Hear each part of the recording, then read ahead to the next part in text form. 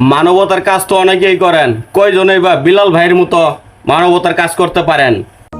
শেষে যদি কিছুই না করতে পারি, বরাট করতে বাড়ি করে দিব। আর যদি কিছুই না হয়, বরাট হইলো না, বাড়ি করে দিতে পারলাম না, তাহলে একটা কাজ করো, 11টা পরিবারের জন্য, প্রতিটা পরিবারের জন্য 1 লক্ষ করে টাকা, 11 লক্ষ টাকা ভিক্ষা করে হইলেও ম্যানেজ করবো।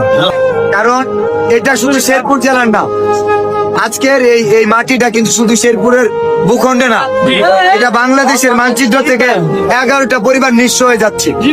আমরা কি চাই এরকমটা হোক? আমরা পুরো বাংলাদেশ মিলে কি 11 লক্ষ টাকা ম্যানেজ করতে পারবো না? হাত পাতবো, নিজের জন্য না, অন্যের জন্য হাত পাতবো। আছে যার যতটুকু সর্বত। এবং বলে রাখি, আমরা হচ্ছে গিয়ে শুধু এদের জন্য হাত পাততে হবো না, ভবিষ্যতে আরো অনেক সমস্যার সম্মুখীন হতে পারে। 11 লক্ষ লক্ষ হয়ে যাবে, 11 লক্ষ করে 1 টাকা নতুন করে জয়েন করাবো না। তো বিকাশ, নগদ কোনো কিচ্ছু দরকার নেই। আমাদের এটা প্রচার করেন আগে, আপনার বেশি এমনও মানুষ আছে বিশ্বাস করবেন না, এমন আমি মানুষ চিনি, একজনই বলবে হয়তো ফোন করে, বিনা 11 লাখ টাকা আমি দিবে।